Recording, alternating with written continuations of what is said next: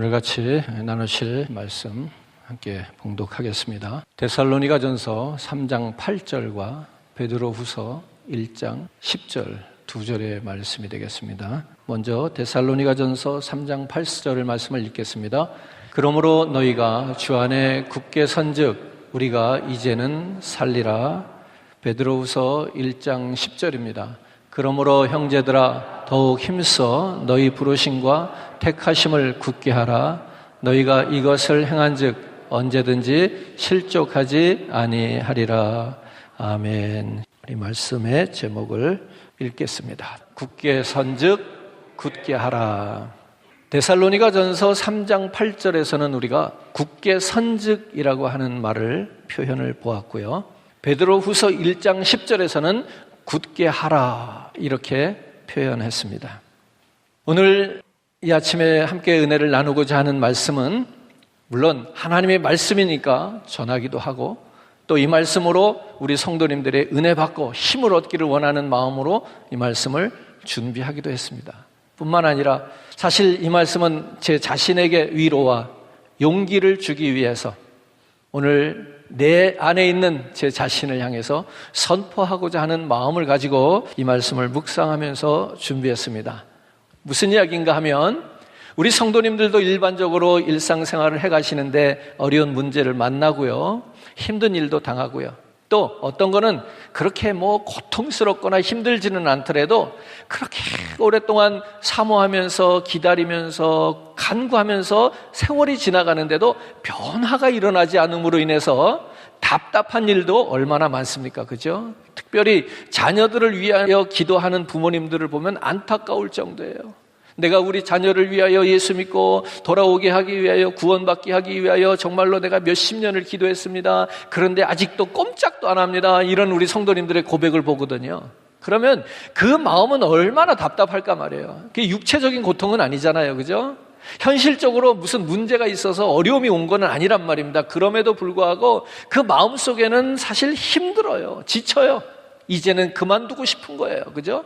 이러한 일들이 우리들 가운데는 있더라는 이야기고요. 목회를 하는 이 부족한 종에게도 또 목회하는 가운데 그런 것들을 경험하고 느끼게 되더라는 얘기예요. 그래서 어떨 때는 하다 안 되면 그 다음에는 무엇 하고 싶어요?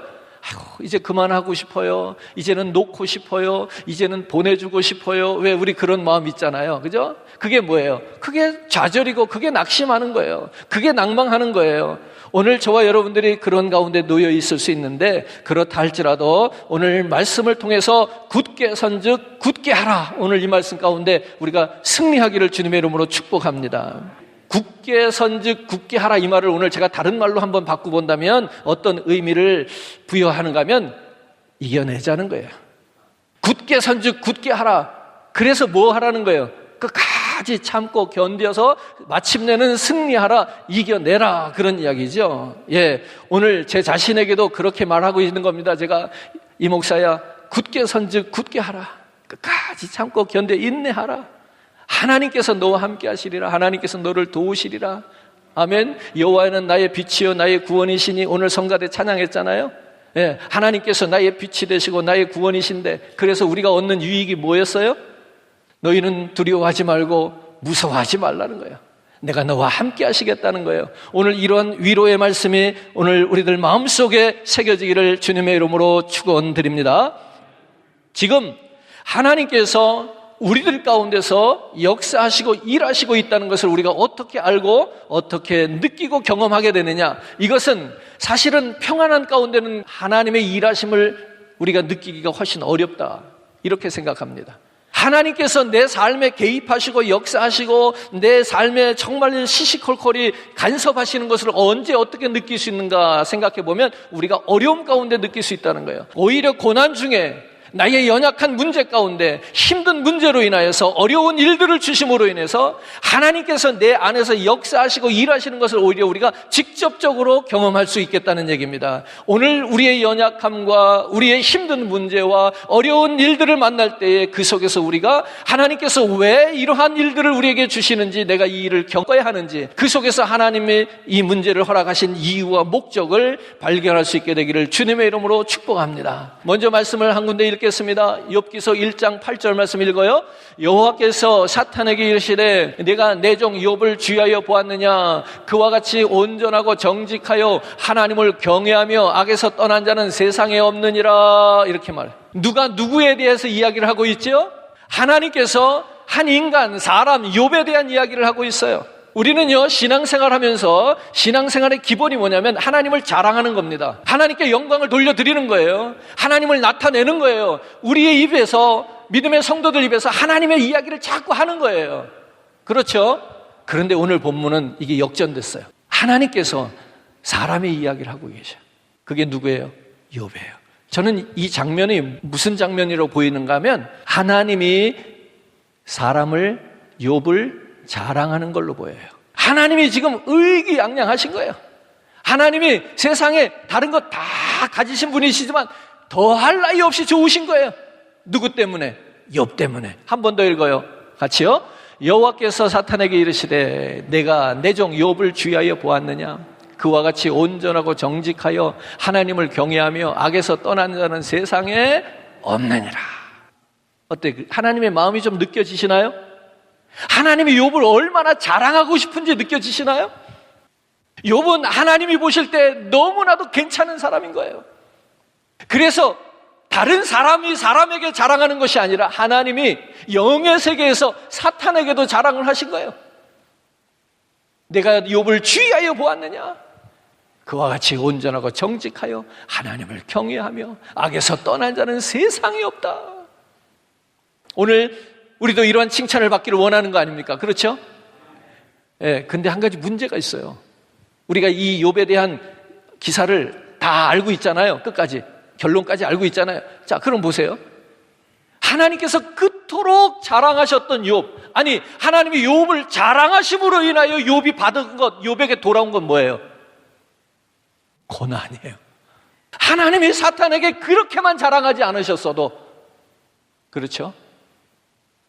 욥이 그런 고난까지는 안 받았을 텐데, 이런 생각을 해보게 하는 거예요. 오늘 내가 부딪혀 있는 문제, 내가 해결이 안 돼서 막 끙끙 앓고 있는 이 문제, 여러분 큰 문제, 작은 문제가 따로 있지는 않더라고요. 각자 자기가 지금 부딪히고 자기 앞에 놓여져 있는 문제가 내게는 가장 큰 문제예요. 다른 사람과 비교해서 당신 문제가 크다, 내 문제는 작다, 이게 아니더라고요. 우리는 누구나 그러니까 가장 큰 인생의 문제 앞에 놓여 있는 거예요. 그러면서 우리가 무슨 생각을 해요? 하나님이 나를 얼마나 자랑하시는지 몰라? 나는 하나님의 자랑거리가 됐어. 이렇게 생각해요? 아니잖아요. 하나님이 살아계신가 안 살아계신가? 하나님 나를 버리셨나 안 버리셨나? 어떻게 해서 내가 되는 일이 있네 없네? 불평 원망으로 이어지잖아요. 다시 한번 우리가 위로받기를 원하는 거예요. 오늘 저는 이 말씀에서 큰 위로가 되었어요. 내게 주어지는 고난과 시련과 핍박이 있다 할지라도 이것이 하나님이 나를 자랑하는 것이라면 어떡하겠느냐는 거예요. 하나님이 욥을 자랑해서 온 그 고난과 시련이 과연 욥에게 고통, 그것뿐이었을까요? 아니잖아요. 우리가 아는 대로 그 고난을 통과한 후에는 하나님께서 그를 정금과 같이 순금과 같이 나오게 한 그 후에는 하나님께서 갑절의 축복을 더하여 주시는 걸 알잖아요. 그러니까 이 고난이라고 하는 문제, 현재 내가 당하고 있는 이 당면한 문제가 끝이 아니라는 것을 오늘 저와 여러분들이 기억하시면서 힘내시기를 바라는 거예요. 우리의 문제를 이겨내자는 얘기예요.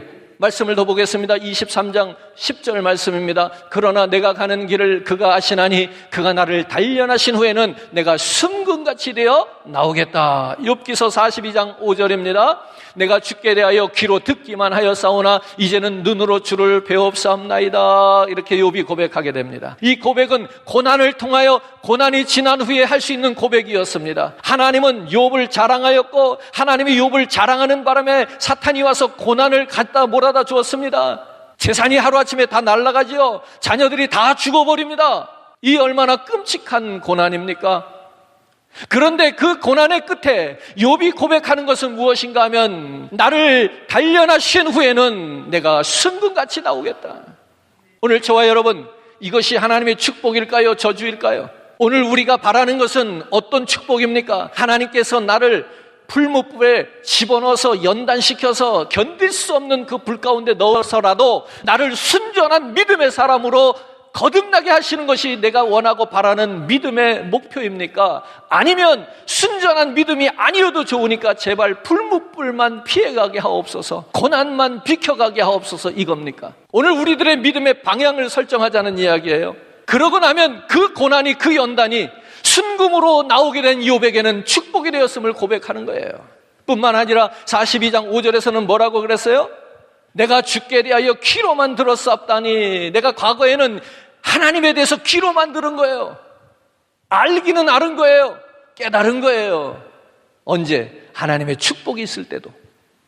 아직 하나님께서 사탄을 통해서 시험을 허락하기 이전에 욥은 하나님을 귀로만 들었다라는 거예요.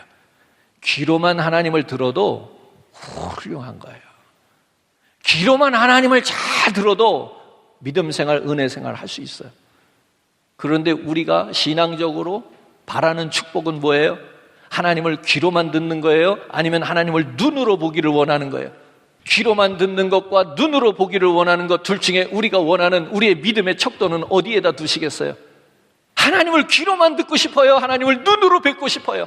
그러니까 우리가 저 천국을 사모하는 거잖아요. 그죠? 하나님을 실제로 뵙고 싶어서 하나님을 배우고 싶은 마음이, 그 간절한 마음이 신부된 자의 마음이에요. 그래서 신랑 되신 예수를 만나고 싶은 마음 아닙니까? 그렇다면 뭐 물어볼 것도 없이 우리 모든 성도들의 신앙의 목적은 뭐냐면 귀로 들어 아는 것이 아니라 하나님을 눈으로 배우는 것인데, 하나님을 눈으로 배우는 방법은 무엇이라고 오늘 설명하고 있는가 하면 고난을 겪어야 된다는 거예요. 우리도 그래요. 그저 특별한 문제 없이 신앙생활 하면서도요, 은혜생활, 믿음생활 잘할 수 있어요. 맞아요. 근데 결국 하나님을 피부로 느끼는 건 언제냐는 거예요. 하나님을 피부로 느끼고 하나님을 눈으로 보는 것 같이 느낄 수 있는 순간은 언제였냐는 거예요. 언제 우리가 그런 경험을 할 수 있냐는 거예요. 결국은 고난 중에, 시련 중에, 질병 가운데서, 문제 가운데서 아닙니까? 제가 여러분들께 이런 부탁을 드리는 거예요. 주일날 아침에 교회로 오실 때에 부부싸움도 하고 뭐 부모와 자녀의 문제도 있고 그럼 에이 오늘은 교회 안 가, 이런 마음으로 무슨 예배를 드려, 그러니까 휙 차 돌려가지고 집으로 가지 마시라는 거예요. 왜 그런가 하면 문제없이 나오신 분들도 은혜를 받고 하나님의 이름을 찬양할 수는 있어요. 그런데요, 보세요. 하나님을 직접 경험하려면요, 문제를 가지고 나온 사람이 더 직접적인 경험을 할 수 있다는 거예요. 내가 이렇게 예배하기에 부적절한 마음을 갖고도 주님 앞에 나왔는데 오늘 주님이 내 마음을 건드리시네. 내가 끝까지 내가 화해 안 하려고 했는데 그 마음 갖고 나왔는데, 오기 싫어서 왔는데 하나님이 결국은 내 마음을 건드리시네. 내가 먹은 마음이 잘못됐구나. 내가 생각을 너무 자기중심적으로 했구나. 말씀 예배 가운데서 깨달아지면서 그 마음이 바뀔 때 무엇을 경험하는 거예요? 하나님을 경험하는 거잖아요. 그러니까 문제 없는 성도들이 와서 하나님을 찬양하는 예배도 있지만, 문제를 가지고 나와서 문제의 변화, 문제를 고침받고 해결받고 돌아가는 성도들도 있지 않느냐는 거예요. 그러니까 여러분, 문제가 없을 때만 교회 나온다는 생각은 좀 버리자는 거예요. 그렇잖아요. 우리가 마음에, 혹은 또 지난 시간 속에 마음의 죄책감, 이 죄 때문에 그 마음에 쿨쿨한 심령을 가지고 왔는데 하필이면 오늘 또 성찬식이네. 성찬을 받을 때마다 빠지지 않고 하는 얘기가 뭐가 있어요? 오늘 자기를 돌아보고 이것을 받으라는 거 아니에요. 자기의 죄를 회개하고 이것을 받으라는 거 아니에요. 회개하지 않고 이것을 먹고 마시면 자기 죄를 먹고 마시는 것이 돼. 이 끔찍한 말씀을 성찬 때마다 듣잖아요. 그러니까요, 성찬은요 자주 할수록 좋은 거예요. 왜 그런가 하면 성찬을 대할 때마다 우리는 회개할 수 있는 기회를 얻는 거예요. 오늘 그렇게 우리의 문제가 나를 살릴 수 있는 거예요. 오늘 우리는 그러한 문제와 고난의 길을 통과하면서 우리는 점점 순금으로 변화지는 거예요. 이것이 우리 그리스도인들의 축복이 되기를 바라는 겁니다. 욥이 그랬던 거예요. 잘 살고 부하고 하나님의 은혜 속에서 신앙생활 할 때는요, 정말로 그가 모든 것 하나님을 찬양하고 예배할 때는요, 귀로만 들었던 하나님이었던 거예요. 아무래도 멀리, 아무래도 간접적으로 느껴졌던 거예요. 그러나 자기의 몸에 악창이 나고 자기의 사랑하는 부인과 친구들이 자기를 배신하고 떠나고 모든 자녀들이 죽고 가사가 완전히 망했을 때 비로소 적신으로 나왔사오니 적신으로 가는 것이 옳습니다라고 인정하면서 그는 하나님을 직접적으로 경험하는 거예요. 맨날 우리가 하나님을 인격적으로 만나자, 인격적으로 만나야 된다. 인격적으로 만나자는 말은 많이 하는데 인격적으로 만나는 게 뭐냐고요? 어떻게 하면 우리가 하나님을 인격적으로 만날 수 있냐고요? 편안한 속에서, 안락한 속에서, 여유로움 속에서 우리의 신앙이 예수를 인격적으로 만날 수 있었던가요? 그것은 귀로만 들었던 거 아닙니까? 욥의 고백에 의하면 인격적으로 하나님을 만난 것은 눈으로 배없는 순간이었어요.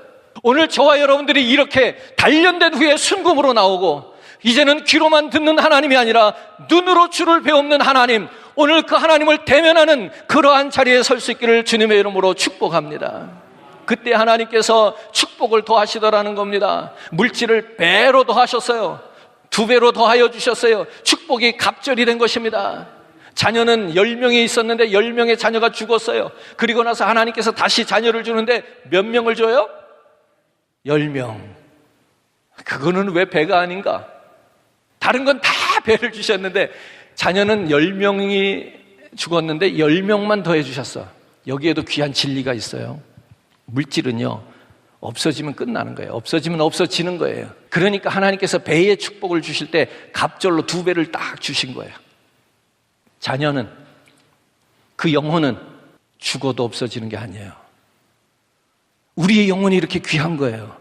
우리가 물리적으로 계산을 따져보면, 숫자를 헤아려 보면 10명의 자녀가 죽고 갑절의 축복을 해주시면 20명의 자녀를 줘야 된다고 생각할 거 아니에요? 아니요. 왜 아니냐면 죽은 10명의 영혼도 하나님은 계속 카운트하시고 계신 거예요. 오늘 우리가 죽어도 하나님은 그 영혼을 카운트하시는 거예요. 싫어요? 그렇기 때문에 10명의 자녀를 더해주시면 갑절을 주신 거예요. 세상의 모든 만물은 없어지는 거예요. 죽으면 끝나는 거예요. 그러나 우리의 영혼은 없어지는 게 아니에요. 오늘 여러분들이 한 영혼 한 영혼을 하찮게 생각하지 말아야 되는 이유가 여기 있어요. 한 영혼이 천하보다 귀한 이유가 여기 있다고요. 오늘 저와 여러분, 내 자신도 그렇게 존귀한 자임을 믿음으로 고백하시기를 주님의 이름으로 축복합니다. 이미 하나님께서 생명책에 기록해 놓은 이름은 지워진 게 아니란 말이에요. 여전히 열이 있는 거예요. 그러니까 열만 더해주면 갑절이 되는 거예요. 사랑하는 성도 여러분, 오늘 하나님께서 우리를 복되게 하시려고 고난이라고 하는 걸 사용하여 일하고 계심을 믿으시기 바랍니다. 하나님은 더 큰 역사를 이루게 하기 위하여 잠시 주춤할 수 있는 그러한 시간을 우리에게 주시기도 하고, 그저 답답하고 그저 기다려야 되는 그러한 지루한 시간이 있기도 하더라는 얘기입니다. 하나님은 여러분과 저, 그리고 여러분의 가정, 그리고 우리 교회를 복되게 하시기를 원하시는 분이심을 믿으시기 바랍니다. 베드로전서 5장 6절 말씀을 한 번 더 참고하겠습니다. 그러므로 하나님의 능하신 손 아래서 겸손하라. 때가 되면 너희를 높이시리라. 아멘. 언제 하나님이 우리를 높이신다고 그래요? 때가 되면. 보십시오. 내가 하나님의 능하신 손 아래서 겸손히 엎드리고 기도하고 주의 일을 하느라고 아침 저녁 안 가리고 일하고 열심히 하면 하나님이 뭔가를 이루어 주시겠지, 나타내 보여주시겠지 하면서 그렇게 목회를 해보지만 여러분, 생각대로 목회가 되지는 않더라고요. 그런데 오늘 힌트가 뭐예요? 때가 되면이더라고요. 때가 되면. 오늘 여러분들의 삶에서 여러분들이 부딪히는 문제가 있는데, 아까도 말씀드린 것처럼 자녀를 위하여 그렇게 끊임없이 지금 10수년을 기도하는데 그 자녀가 돌아올 기미를 안 보여요. 그래도 여러분, 겸손하게 엎드려 기도하면 하나님의 때가 있는데, 그 하나님의 때가 이르면 여러분들의 기도를 하나님께서 이루어 주시지 않겠는가? 오늘도 목회자가 기도하고 겸손하게 엎드리면 하나님께서 때가 이르면 하나님께서 그 교회를 일으키시지 않겠는가? 오늘 이것이 내가 내 안에 주는 위로이고요, 하나님의 말씀이 오늘도 내게 주시는 축복입니다. 한 군데 더 읽겠습니다. 빌립보서 4장 6절과 7절입니다. 아무것도 염려하지 말고 다만 모든 일에 기도와 간구로 너희 구할 것을 감사함으로 하나님께 아뢰라. 그리하면 모든 지각에 뛰어난 하나님의 평강이 그리스도 예수 안에서 너희 마음과 생각을 지키시리라. 아멘. 이 염려가 있는 내가 믿음이 적은 거지요. 이 염려할 것이 아니라 하나님의 때를 구하고 오히려 감사함으로 주님께, 하나님께 아뢰면 될 텐데, 그거 하지 아니하고 이때가 되면 이 정도는 돼야 되고, 이 정도 나이가 되면 이 정도는 진급을 해야 되고, 여러분들의 삶에서도 스스로가 정해놓은 때 때문에 스스로가 실망하고 자기 자신에게 낙심하는 것들이 얼마나 많냐는 거예요. 스스로가 자기 자신을 오히려 인정하지 않아요. 스스로가 자기 자신을 오히려 무시하는 거예요. 하나님의 때가 있는데도 불구하고 그 때를 기다리거나 하나님 앞에 감사로 구하지 않고 우리가 늘 넘어지더라는 거예요. 오늘 어떤 문제를 만나든지 저와 여러분들이 이겨낼 수 있는 축복이 있기를 주님의 이름으로 축복합니다. 그래서 오늘 말씀을 통해서 우리가 깨닫기를 원하는 것, 첫 번째, 하나님의 백성은 망하지 않는다. 같이 한번 읽어요. 시작. 하나님의 백성은 망하지 않는다. 아멘. 고린도후서 4장 8절 9절 같이 읽습니다. 우리가 사방으로 우겨쌈을 당하여도 쌓이지 아니하며 답답한 일을 당하여도 낙심하지 아니하며 박해를 받아도 버림받지 아니하며 거꾸로 뜨림을 당하여도 망하지 아니하고. 우리를 우겨싸는 문제들이 있어요. 누구에게나 있어요. 그럼에도 불구하고 우겨싸임을 당하지 않는 사람들이 있다는 거예요. 우리는 누구나 답답한 일들이 있어요. 우리를 거꾸로 뜨리는 일들이 있어요. 그러나 망하지 않는 자들이 있어요. 사랑하는 성도 여러분, 다니엘을 기억해 봅니다. 오늘 다니엘을 망하게 하려고 많은 사람들이 계획을 세웠습니다. 함정을 파고 기다렸습니다. 실제 그가 처한 상황도 이제는 실망할 수밖에 없고 그는 망한 자리, 그런 상황에 놓여지게 됐습니다. 그러나 그는 망하지 않았습니다. 그러나 그는 흥하였습니다. 오히려 그는 더 높아졌습니다. 오늘 이것이 하나님이 정한 하나님의 때에 하나님이 행하시는 일인 것입니다. 오늘 저와 여러분, 우리가 정해놓은 그 때에 그만큼의 성과가 없다고 우리는 스스로 좌절하고 스스로 낮아지며 우리를 비관하지 마시고 하나님의 때를 기다리며 오직 여호와 하나님만 바라고 앙망할 때에 하나님께서 사자굴에서 그를 건지시기만 한 것이 아니라 그를 더욱더 높은 자리로 올려놓으시는 것을 믿으시기 바랍니다. 우리 교회에도 여러 가지 많은 일들이 있습니다. 그러나 여러분, 그걸로 인하여서 고민하거나 염려하지 말게 되기를 바랍니다. 하나님, 오늘도 이 모든 상황을 극복할 수 있는 믿음을 주시옵소서. 하나님께서 시카고 교회를 통해서 역사하실 그 때를 기다리게 하옵소서. 하나님이여, 이른 비와 늦은 비로 역사하시는 하나님, 반드시 하나님의 때가 올 것인데 그 때를 준비하는 자가 되게 하여 주옵소서. 기도하기 바랍니다. 여러분들의 가정의 식구들도 마찬가지입니다. 오늘 가정 가운데, 식구들 가운데 안타까운 일들이 있지 않습니까? 참으로 답답한 일들이 있지 않습니까? 그러나 여러분, 믿으시기 바랍니다. 하나님의 백성은 망하지 않습니다. 하나님께서는 더 좋은 모습으로 우리를, 가정을 예전보다 더 나은 모습으로, 발전된 모습으로 이루어 나가실 것입니다. 하나님께서 교회를 다시 일으켜 세우시고 부흥케 하셔서 오늘 구원의 큰 역사를, 선교적인 역사를 감당하는 교회로 시카고 교회를 사용하여 주실 것입니다. 그러니 이겨냅시다.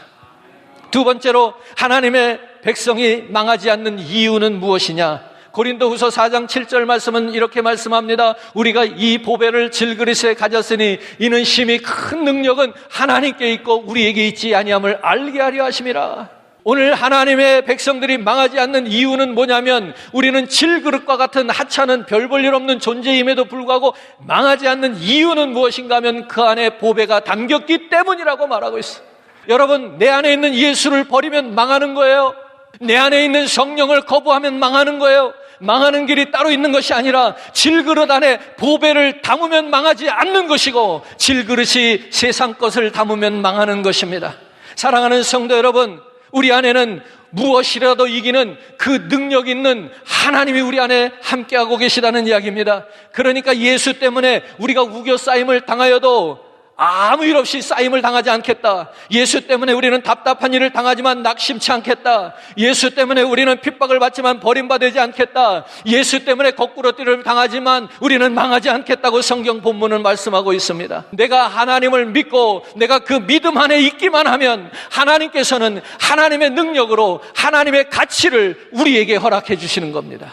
내가 가치 있는 존재가 아니라는 이야기입니다. 우리는 철저히 나를, 자신을 부정하라는 거예요. 부인하라는 거예요. 나를 비우라는 거예요. 오늘 내 안에 있는 보배가 그 영광을 받으시도록, 할렐루야, 오늘도 누구나 그 무엇이나 하나님의 택한 자들을 망하게 할 수 없다는 것을 믿으시는 저와 여러분 되기를 주님의 이름으로 축원합니다. 시편 37편 24절은 이렇게 말씀합니다. 그는 넘어지나 아주 엎드러지지 아니함은 여호와께서 그의 손으로 붙드심이로다. 여러분 어린 시절에 그런 장난 해보셨죠? 길가에다가 함정을 파놓고 구덩이 파놓고 거기다가 물 붓고 이렇게 막 질척하게 혹은 오물 갖다 놓고 겉에다가 슬쩍 덮어놔서 함정을 만들어 놨어요. 이 함정에는 보니까 아이들이 자기들끼리 장난치려고 만들어 놓은 함정인데 어른들도 빠지더라고요. 그런 바람에 그냥 이거 함정 누가 만들어 놨냐고 온 동네 아이들의 경을 치죠. 보니까 함정은 누구나 빠지대. 시험은 누구나 들더라고요. 아이고 어떻게 목사님이 그런 함정에 그런 시험에 빠졌냐고. 목사도 빠져요. 남자도 빠지고 여자도 빠지고 어른도 빠지고 아이도 빠지는 게 함정이에요. 밟으면 다 빠지는 거예요. 단 오늘 우리 말씀을 통해서 깨닫는 게 뭐예요? 그는 넘어지나. 목사도 넘어지고 성도도 다 넘어질 수는 있어. 그러나 아주 엎드러지지 아니하면 어떻게 해요? 여호와께서 그의 손으로 붙드심이로다. 우리가 망하지 않는 이유가 여기 있어요. 우리가 함정을 밟으나 푹 빠지지 않는 이유가 있어요. 우리가 실족하나 완전히 엎드러지지 않는 이유가 뭐예요? 하나님이 주의 손으로 우리를 붙드시기 때문이다. 요한복음 10장 10절 말씀을 읽겠습니다.